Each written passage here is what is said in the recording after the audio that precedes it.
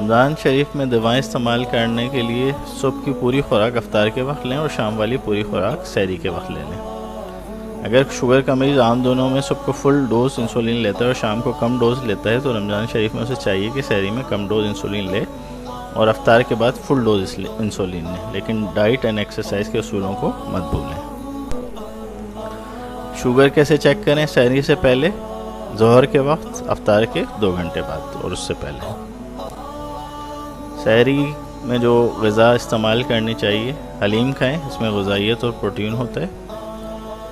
1 पराठा 1 चम्मच तेल के साथ, या 2 ब्रेड स्लाइस, या 2 चपाती, 2 अंडे बगैर जर्दी के, या थोड़ा सालन या सब्ज़ी, 1 कप दही, 1 कप चाय जो कि शुगर फ्री हो। अफ्तार के वक्त 1 खजूर, आधा कप फ्रूट चाट, 1 कप नींबू का जूस, 2 या 3 छोटे पकोड़े या चिकन रोल या समोसा, आधा कप दही बड़े। रात का खाना 1 कप